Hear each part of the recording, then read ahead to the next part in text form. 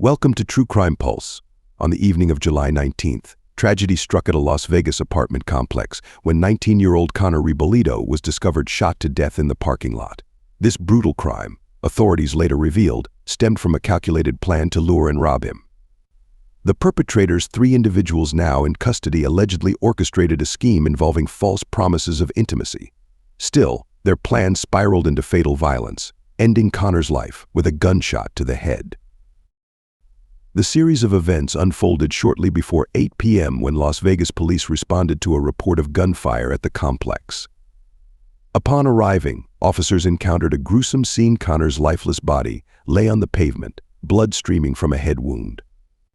In a haunting detail, he was found clutching a firearm, his fingers still on the trigger, a stark testament to the chaos and desperation of his final moments. Paramedics pronounced him dead at the scene, and the Clark County Coroner's Office later confirmed the cause of death as a gunshot wound to the head. Police immediately began piecing together the events leading to Connor's murder. A key witness, a resident of the apartment complex, provided a critical account. She had been inside her apartment near an open window when she noticed Connor walking with a woman. The interaction seemed unremarkable until moments later, three men ran up and ambushed him. The witness described how the men violently attacked Connor, beating him mercilessly. One of the attackers held a gun, using it to strike Connor multiple times in the head. As the situation escalated, the woman who had been walking with Connor stood by, without intervening, watching the violence unfold. When gunshots rang out, she fled the scene, leaving Connor to face his attackers alone. According to investigators, the altercation reached its deadly climax when the man wielding the gun shot Connor 2 to 3 times. After the attack, the three suspects scattered in different directions. One of the men was seen rejoining the woman who had been with Connor before the assault. As the investigation intensified, police received descriptions of the suspects and their possible movements. A plainclothes detective from the Las Vegas Metro Police Department, driving through the complex in an unmarked car, observed a suspicious situation.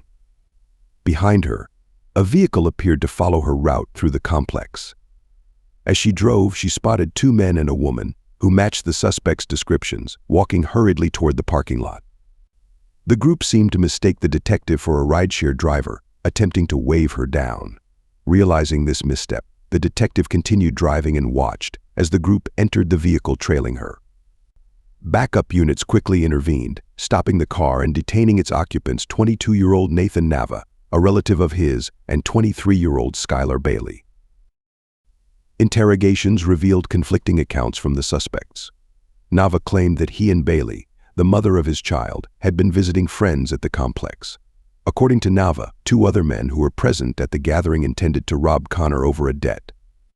He insisted he wanted no part in the plan and left the scene with Bailey. Nava also denied seeing a firearm or having any involvement in the attack, stating that he arranged a rideshare to leave the area with Bailey. Bailey's version of events was different, but equally evasive. She admitted to having met Connor a month earlier at a party and stated she had been walking with him when the men suddenly attacked. However, she denied knowing about the robbery beforehand and claimed she fled the scene when gunfire erupted. Investigators began uncovering evidence that painted a far more calculated and sinister picture. Connor's mother and girlfriend shared heartbreaking details about the hours leading up to his death. They revealed that on the night of the murder, Connor received a text and told them he was going out to meet a friend but would return shortly. He never did. Conversations with Connor's coworker provided additional insights. Connor had been messaging a woman named Emily on Instagram, arranging to meet her for what he believed would be a romantic encounter.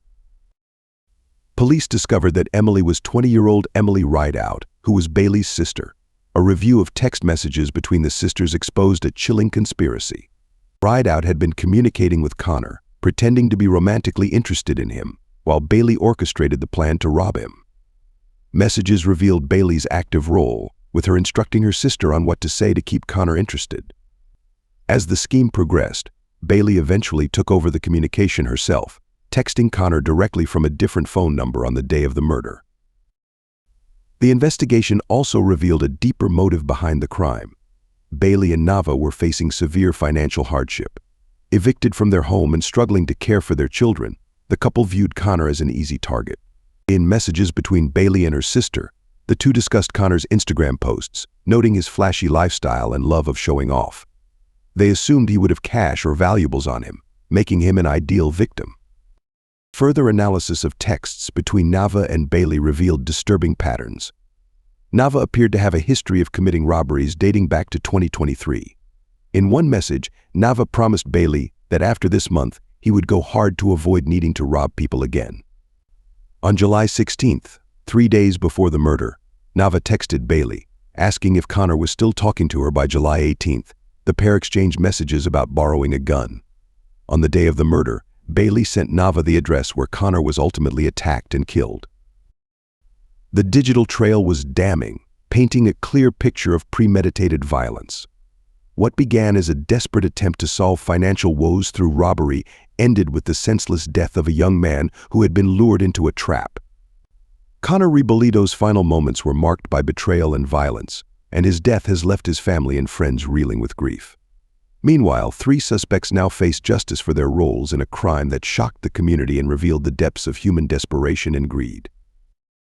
Police investigators uncovered additional messages that further unraveled the conspiracy leading to the tragic death of Connor Ribolito. These exchanges were between Nathan Nava and a contact saved in his phone as Spaz Out. One particularly revealing message from Nava read, "Bro, can you grab K already?" He trying to link and everything. Bro, in subsequent messages, Nava emphasized, "He just came back from the casino, and he got bread though, bro. He just came back from the casino." These texts suggest that Nava was attempting to coordinate with Spaz Out, presumably to finalize their plan to rob Connor. Although police have yet to identify Spaz Out, they believe this person was deeply involved in the plot and may have been another co-conspirator in the scheme. As detectives continued piecing together the details of Connor's life, they uncovered potential reasons why he may have been targeted. Connor was employed by a business responsible for refilling ATMs, a job that involved handling significant sums of cash regularly. Investigators discovered that Connor often posted photos on social media showcasing large stacks of money. These posts appeared flashy and included images of money packaged in the same way it would be for ATM refills. Connor's manager later confirmed that the money in the photos resembled the standard packaging used for ATM cash deposits. The manager also revealed that he had previously warned Connor against sharing such photos online, cautioning him about the potential dangers of advertising wealth. Unfortunately, despite these warnings, Connor's posts likely attracted the wrong kind of attention, marking him as a target for robbery. The mounting evidence led to the arrests of Nathan Nava, Skylar Bailey, and Emily Rideout. All 3 suspects were charged with open murder, battery with the intent to commit robbery, and conspiracy to commit robbery. In Nevada, an open murder charge allows the jury to determine the degree of the crime, ranging from premeditated first-degree murder to second-degree murder, or even manslaughter based on the evidence and circumstances presented in court. This flexibility ensures the jury can assess the complexity of the case and assign a verdict accordingly. To provide insight into the case, former prosecutor and legal expert Melba Pearson analyzed the circumstances and challenges surrounding the prosecution and defense. Pearson remarked on the commonality of such crimes, where a group of conspirators uses deceit to lure victims into dangerous situations. Cases like these often involve someone acting as bait, she explained. The promise of a date, a relationship, or even a casual encounter is used to entice the victim. Unfortunately, what begins as a plan to rob often spirals into violence, as unexpected variables, adrenaline, fear, or resistance cause things to escalate. Pearson highlighted the treasure trove of evidence provided by the defendants themselves through their text messages. These communications documented not only the planning stages of the robbery, but also the emotional dynamics among the conspirators. For example, messages revealed Nava's desperation and attempts to reassure Bailey, with one text expressing his love for her, while acknowledging his nervousness about the plan. Pearson observed, such messages present an uphill battle for the defense. The prosecution can argue that all the defendants were fully aware of the robbery plan, and under the law, they are equally culpable for any deaths that occur during the commission of a felony. One possible defense, Pearson noted, might come from the individual acting as bait in this case, Emily Rideout. She might argue that she only agreed to help lure Connor for a robbery and did not anticipate violence. However, as Pearson clarified, in a felony murder case, The law does not distinguish between the person who pulled the trigger and those who facilitated the crime. Agreeing to commit a robbery that results in death makes all participants liable for the homicide as principals. Investigators also examined the financial hardships faced by Nava and Bailey, which seemed to drive their desperation. Court documents revealed that Nava and Bailey were struggling to make ends meet, had recently been evicted, and were trying to care for their children. Pearson suggested that these factors likely motivated Bailey to involve her sister, Emily, in the scheme. She speculated Bailey may have believed her sister was better suited to play the role of bait to entice Connor, especially since the victim had shown interest in Emily. The investigation also exposed how Connor's social media habits unintentionally contributed to the crime. Connor frequently posted about his job and displayed cash, likely without considering the risks. Pearson noted, while the victim is in no way to blame for what happened, such posts can make someone a target. This case highlights the dangers of sharing too much personal information online, especially details about wealth or income.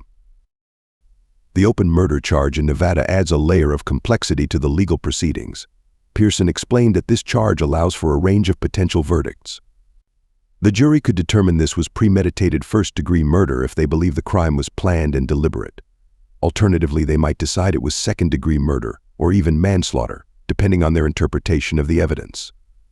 This nuanced approach reflects the varying degrees of intent and involvement in such cases, ensuring that the punishment aligns with the crime.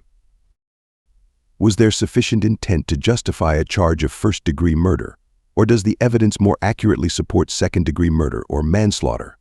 This key question hinges on the evidence presented, and it's one prosecutors must address carefully.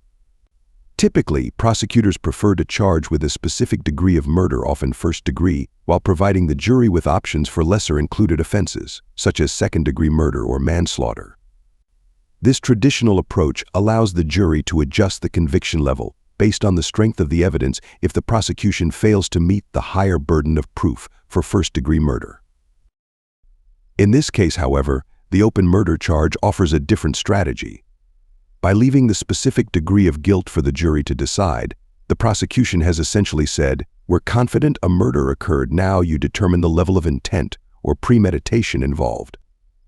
This approach avoids committing to a single degree up front, while still allowing flexibility in the trial's outcome. Given the known facts, could the jury convict one defendant of first-degree murder, another of second-degree, and the last of manslaughter? While theoretically possible, it seems unlikely. All three defendants appeared deeply involved in the planning stages, as evidenced by incriminating text messages and coordinated actions. Although no one may have explicitly planned to commit murder, the use of a firearm during a robbery clearly introduces a foreseeable risk of death. By agreeing to bring a gun to the scene, all three defendants arguably shared culpability in creating the conditions that led to the victim's death. While the specific actions of the shooter might carry slightly greater weight, the overarching culpability among the defendants is closely aligned.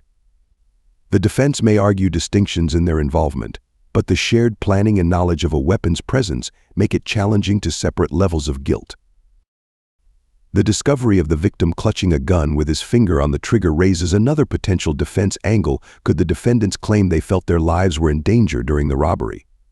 Unfortunately for the defense, legal principles make this argument weak. You cannot claim self-defense or invoke stand-your-ground protections when you are the aggressor initiating criminal conduct. Starting a confrontation, especially one involving a robbery, with a firearm strips the defendants of these legal shields, no matter the victim's reaction. Ultimately, the victim's apparent attempt to defend himself does not exonerate the defendants. Instead, it underscores the tragic outcome of their actions, as the victim was unable to protect himself effectively. Looking ahead, the possibility of additional arrests cannot be ruled out.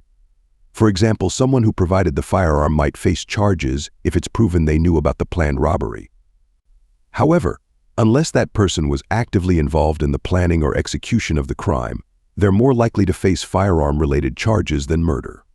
Similarly, individuals who assisted in covering up the crime or destroying evidence could face accessory charges.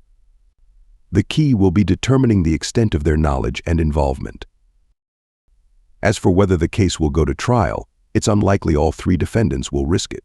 Plea deals are a common resolution, especially in cases where one or more co-defendants could testify against the others. The half-sisters might align against the male defendant, potentially framing him as the ringleader to reduce their own culpability. Loyalty often falters when facing serious consequences, and we could see the sisters cooperating with the prosecution. This case serves as a stark reminder of the dangers of meeting strangers under dubious circumstances. It highlights the importance of personal safety, particularly when meeting someone for the first time. Public settings, familiarity with the area, and maintaining situational awareness are critical steps to minimize risks. While no one should ever have to fear becoming a target, this tragic case underscores the necessity of vigilance in today's reality. In conclusion, Connor Rebolledo's tragic death underscores the devastating consequences of greed, desperation, and poor decision-making. It also serves as a cautionary tale about the dangers of flaunting wealth on social media. As Nava, Bailey, and ride out a wait trial, their fate will rest in the hands of the jury, who must weigh the evidence and determine the degree of their culpability in this senseless act of violence. The case stands as a stark reminder of how quickly plans fueled by desperation can spiral into irreversible tragedy, leaving one life lost and 3 others forever altered by the pursuit of easy money. Thank you for listening to True Crime Pulse. Share your thoughts on the story in the comments section. Like and subscribe to the channel. Until next episode when we bring you more crime stories, stay vigilant.